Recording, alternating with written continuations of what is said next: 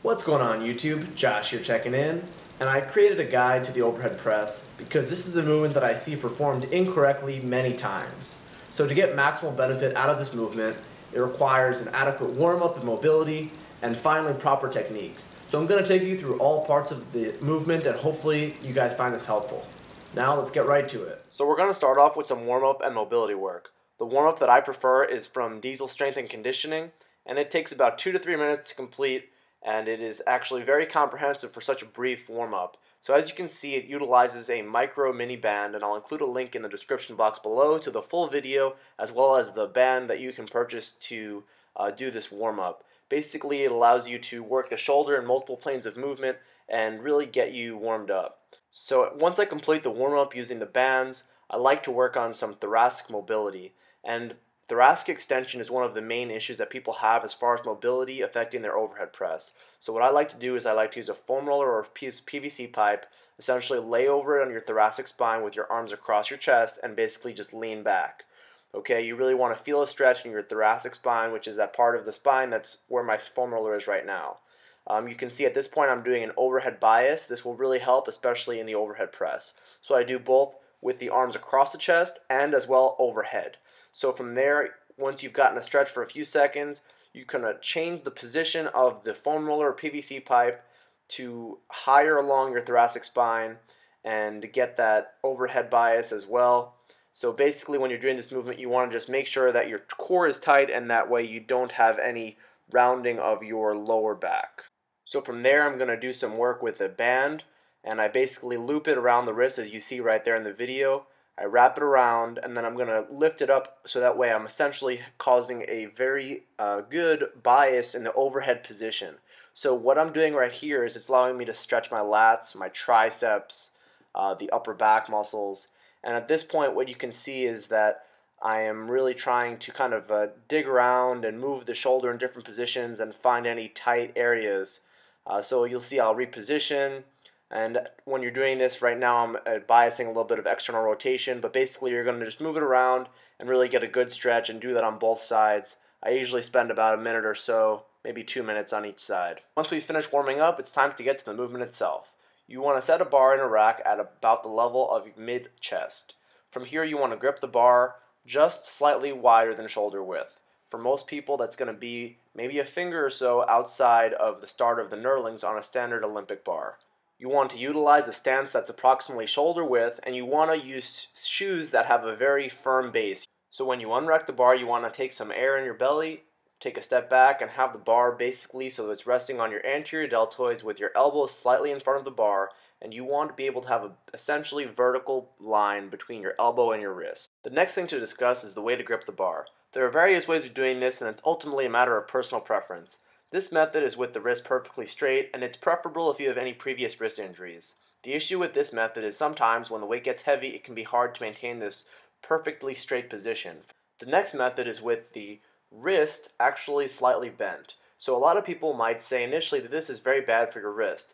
The key here is that you do not want the bar resting close to your fingers. You actually want the bar resting on the heel of your palm.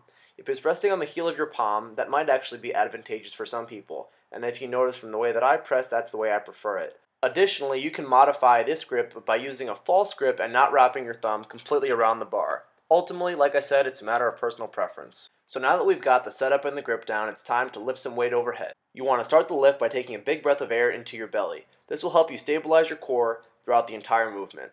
Additionally, at the start of the lift, you want your glutes partially engaged. This will help you stabilize your core as well and prevent your lower back from leaning excessively.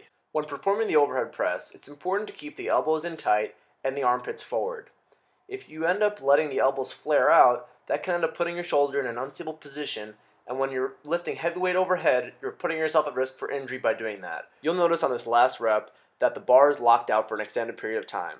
This allows you to test the core strength and really get comfortable in that position. I would recommend incorporating this kind of static hold into your training on occasion. You may have noticed from the previous clip that in order to maintain a vertical bar path, it's necessary to have some movement of the torso. Essentially, when you initiate the lift, you want to move your head back just ever so slightly to allow the bar to clear your face. From there, you want to push your chest and your head through so that the bar forms a straight line with the back of your neck and your midfoot. On the descent, you want to move your head just out of the way to allow the bar to come down in a straight line. Now that we've gone over the technique of the movement, I would just like to address the most common error, which is leaning back excessively.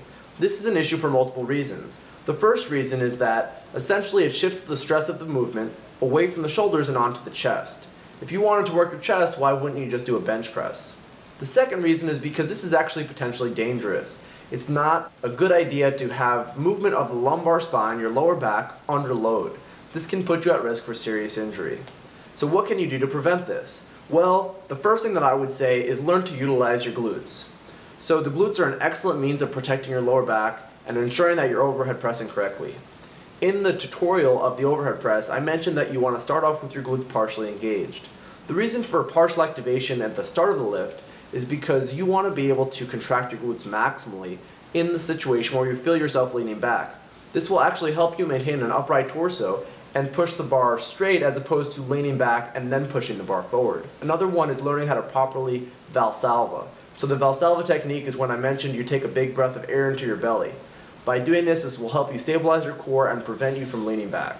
If this doesn't work, it may be one of two things. One could be that the weight is simply too heavy. And if that's the case, you will just have to lower the weight and learn to be more comfortable using the lighter weights and then slowly progress up. And then the last thing that it could be is poor mobility. Sometimes thoracic mobility is an issue, and it's quite frankly an issue for many people. As a result of poor thoracic mobility, in order to properly overhead press and get the bar overhead, especially when the weight gets heavier, people have a tendency to lean back. So if that's the case, then I would recommend addressing your mobility issues by using some of the exercises that you saw in this video and as well as others on YouTube. So that's basically it, guys. I hope you enjoyed it. I hope you found this useful. And be sure to like the video if you liked it. If you're not a subscriber already, make sure to subscribe. I'll catch you guys next time.